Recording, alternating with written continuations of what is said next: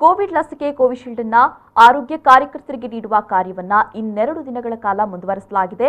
ಅದರೊಳಗೆ ಅವರು ಬಂದು ಸ್ವೀಕಾರ ಮಾಡಬಹುದು ಅಂತ ದಕ್ಷಿಣ ಕನ್ನಡ ಜಿಲ್ಲಾಧಿಕಾರಿ ಡಾಕ್ಟರ್ ರಾಜೇಂದ್ರ ಕೆವಿ ಹೇಳಿದ್ದಾರೆ. ಜಿಲ್ಲಾಧಿಕಾರಿ ಕಚೇರಿಯಲ್ಲಿ ನಡೆದ ಸುದ್ದಿಗೋಷ್ಠಿಯಲ್ಲಿ ಮಾತನಾಡಿದ ಅವರು ಈಗಾಗಲೇ 52,000 ನೋಂದಣಿ ಮಾಡಿಕೊಂಡಿದ್ದಾರೆ. 28,150 ಮಂದಿ ಪಡೆದುಕೊಂಡಿದ್ದಾರೆ. ಇದನ್ನ ಹೆಚ್ಚು ಕಡಿಮೆ 15,000ದಷ್ಟು ಮಂದಿ ಪಡೆಯಲು ಬಾಕಿ ಇದೆ.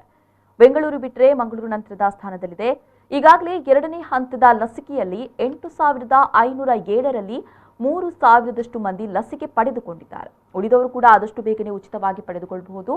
ಈ ಕುರಿತು ಈಗಾಗಲೇ ಲಸಿಕೆ ಅಭಿಯಾನವನ್ನ ಮತ್ತಷ್ಟು ಚುರುಕು ಮಾಡುವ ಯೋಜನೆಯನ್ನ ಇಟ್ಟುಕೊಳ್ಳಲಾಗಿದೆ ಎಂದರು.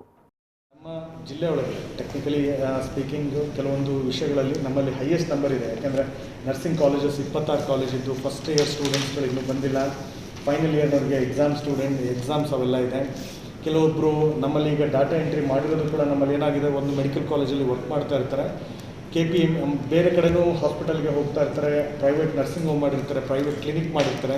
ಒಬ್ಬೊಬ್ಬರ ಹೆಸರು 4-5 ಸಲ ಎಂಟ್ರಿ ಆಗಿರೋ ಚಾನ್ಸ್ ಇರೋದ್ರಿಂದನೂ ಕೂಡ ಆ ಪಾಯಿಂಟನ್ನು ನಾವು ಹೇಳಿದ್ವಿ.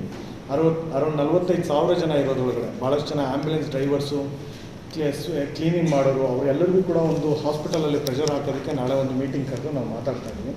ಇನ್ನೂ ಹೆಚ್ಚಿನ ಡ್ರೈವನ್ನು ಮಾಡಬೇಕು ಅನ್ನೋದು.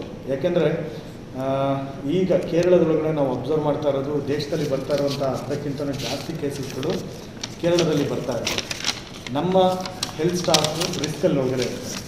ಹಾಗಾಗಿ ರಾಜ್ಯ ಸರ್ಕಾರದಿಂದ ಕೇಂದ್ರ ಸರ್ಕಾರದಿಂದ ಏನು ಉಚಿತವಾಗಿ ವ್ಯಾಕ್ಸಿನ್ ಸಿಗ್ತಾ ಇದೆ, ನಮ್ಮಲ್ಲಿ ಫಸ್ಟು ಫ್ರಂಟ್ಲೈನ್ ವರ್ಕರ್ಸ್ಗಳನ್ನು ನಾವು ಸ್ಟ್ರೆಂಥನ್ ಮಾಡ್ಕೊಳೋದಕ್ಕೆ ಇದು ಮಾಡ್ತಾ ಇದ್ದಾರೆ.